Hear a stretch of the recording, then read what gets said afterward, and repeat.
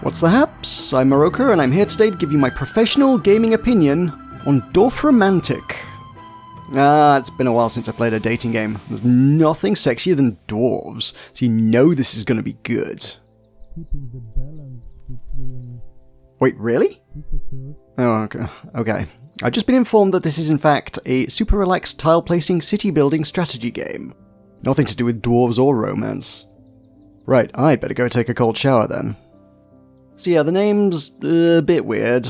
Dorf is, as it transpires, German for village, which I suppose makes sense. Romantic is still romance though, so I'm still feeling pretty led on here. If I'd known enough German beforehand to translate it as village romance, I would still have expected a dating simulator or some such. I had heard of this game before, I guess in no small part because it's had a hella successful early access, but I never for 1 second gave it a second thought or considered seeing what it might be about, which is a bit of a shame because, yeah, it's actually my kind of thing.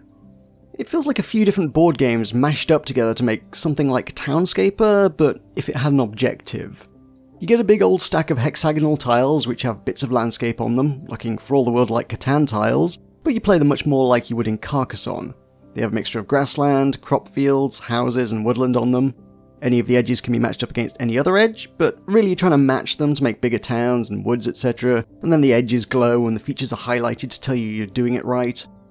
As you progress, the game will throw more complex pieces at you, including railways and waterways, which are more strict about where they can be placed. You score points based on how well you match the sides of tiles, and if you match up all 6 sides perfectly, you'll get an extra bonus. Some tiles in the stack have quests on them. They fall into 2 kinds. One is to make a feature at least as big as the number on the sign, and one is to make a feature exactly the size on the sign. Some have a little flag icon in the corner, denoting that once you've done it, the sign will be replaced by a flag. To remove the flag and close out the quest requires that you seal off that feature so that it can't be grown further. Finishing the quests and removing the flags each rewards you with an extra 5 tiles to place. Getting a perfect tile also grants you a single extra tile. In this way, you can kind of maintain a delicate balance, keeping your stack topped up so that you can keep playing and rack up higher scores. It's one of those things that's deceptively easy to get sucked into playing for a long time.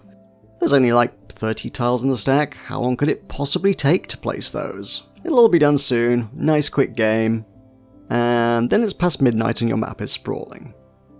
It does slowly ramp up the difficulty though, as the quests get ever increasingly more challenging, demanding bigger and bigger features with weird, more complex tiles thrown into the mix which have incredibly specific uses, so you'll be ever harder pressed to keep things moving along. You can end up with a huge town which needs closing out to complete a quest, but then you'll get a couple more town quests which can be added to it, but then you also need to grow it some more to finish those ones, making the town bigger and harder to close, and if you do close it, the next quest for a big town will be even harder to complete, so you end up spinning a lot of plates at once, trying to keep tiles in the stack to keep it going, but also trying not to engineer a scenario where you screw yourself later down the line. There really is something immensely satisfying about finding the perfect place for everything.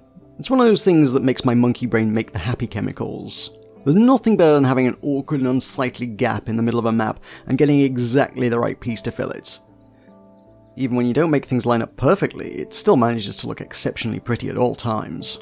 I think it speaks highly to the level of polish it's had when you notice details like the way the tiles change slightly when rotated to fit the terrain they're next to so that it all feels natural, or the little animations that make it feel more lively and not just a static board game, the tiny wiggles of neighbouring tiles as you set new ones down. For all its super simplicity, it really feels like a lot of love went into Dorfromantik. If you played the early access version already, the full release brings with it 4 new game modes. As I noted before, depending on your skill, some of the classic games may tend to run longer than you expected, so Quick Mode remedies that, giving you a cap of at most 75 tiles to place with the aim of scoring as high as you can within that limit. Hard Mode gives you fewer quests and more complex tiles for those who feel they've already mastered things. Monthly Mode offers up a new configuration of rules on a fixed map seed each month using Steam leaderboards to create a competitive community challenge. Finally, a custom mode allows you to tweak all the map tile rules to your liking and share the configuration with everyone. Want to play with only water tiles? Of course you do! Who wouldn't? Water tiles are best tiles! If you're new to the game, it's probably also worth touching on the creative mode, which gives you an infinite number of tiles, allows you to discard and delete tiles, as well as generate tiles to fit any space. It's just a nice way to build a pretty landscape, and you have the ability to continue any other game mode past its natural conclusion in creative mode as well. Between all these, I feel safe in saying there's a way of playing Dorfromantik that appeals to a wide range of preferences, whether you're in it for just the vibes or shooting for the high scoreboard. For all this though, for all that I have enjoyed it and appreciated the unnecessary but aesthetically pleasing details, for all that it's a lovely dopamine generator, I actually don't feel myself compelled to play much more of it. Maybe don't necessarily read all that much into that, because your mileage may vary dramatically, and judging by some of the Steam reviews, it does. But I played it, thought, that was nice, played a little more, having learned to optimize my play a little better and scored a little better, and now I'm ready to move on. There are absolutely some longer term objectives, extra tiles or tile reskins you can unlock as you keep playing and achieving things, but I just never felt compelled to go chasing them all that much. Maybe that's a user experience thing. Maybe I'm used to bigger titles being hyper-optimized for hooking you into chasing rewards so you stay on the live service treadmill. So, by contrast, Dorfromantik doesn't feel as replayably addictive. But then if the whole point of those optimized UX designs is to exploit you into paying more money, then maybe I shouldn't hold not doing that against Dorfromantik. Maybe Dorfromantik can just sit in my library as a nice chill game that makes no demands of me, waiting for the day I need a nice chill game. Maybe that's all it needs to be. Thank you as ever to my channel Buccaneers, Weirsa and Tolkas for supporting the channel. If you'd like to help build this channel with them, you can become a member by hitting the join button below and get your name in the credits of each video I make. Don't forget to leave a thumbs up if you enjoyed this review, and let me know what you thought of Dorfromantik down below. Thanks for watching, and I'll see you next time.